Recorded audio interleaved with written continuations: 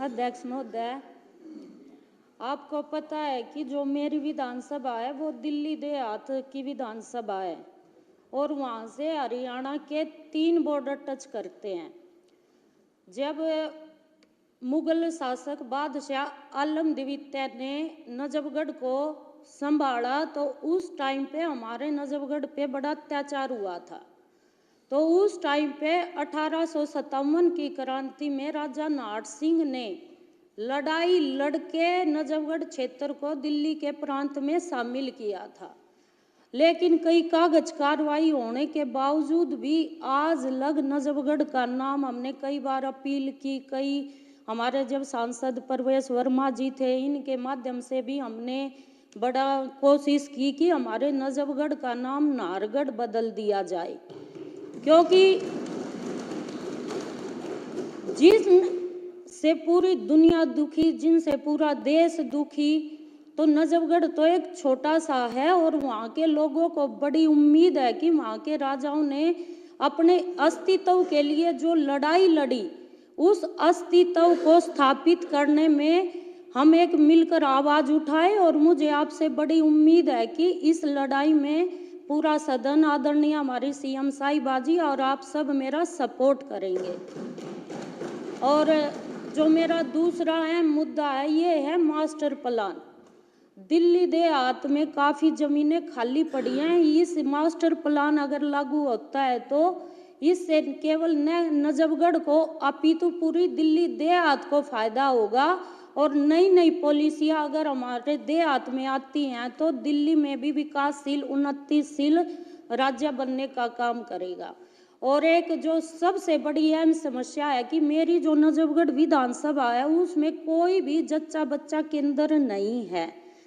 गांव की औरतें होती हैं, उनकी बड़ी दयनीय स्थिति होती है, साधन प्रोवाइड नहीं हो सकते।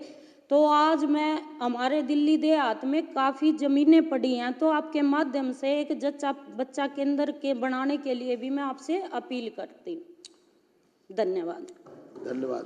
मैं सदन को अवगत कराना चाहता हूं कि नीलम जी चूंकि पहली बार सदस्य बनी हैं और बहुत अच्छा बोली हैं, 280 में जो विषय आपने लिख के दिया है उसी पर ही आप बात कर सकते हैं। एक साथ 2 विषय नहीं उठा सकते। तो उन्होंने अच्छा बोला है, वो अच्छा बोल रही थी। पहली बार मैं उनका उत्साहवर्धन करना चाहता था तो टोका नहीं मैंने उनको बीच में। लेकिन सभी सदस्यों को मैं ये अवगत कराना चाहता हूँ, विशेष उल्लेख करती है कि जो विषय आपने लिख कर दिया है और लिख कर भी आपको पूरा देना है जो बोल रहा है, क्योंकि उसमें ऐसा भी हो सकता है कि उसको पढ़ना ही आपका वक्तव्य है। तो बाकी सभी सदस्य इस बात का ध्यान रखें। धन्यवाद नीलम जी। हरीश खुराना जी। मैं आपके माध्यम से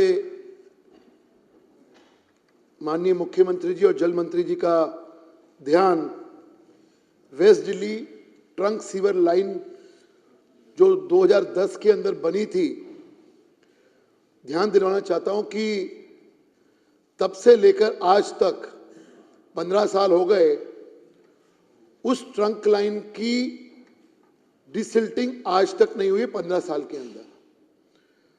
और ये मसला सिर्फ मोतीनगर विधानसभा का नहीं है, क्योंकि जो इफेक्टेड एरियाज हैं उसमें मोतीनगर विधानसभा तो एक है, उसके साथ पटेल नगर विधानसभा, रजौरी गार्डन विधानसभा, हरिनगर विधानसभा, जनकपुरी, तिलक नगर और विकासपुरी विधानसभाएं इससे इफेक्टेड है।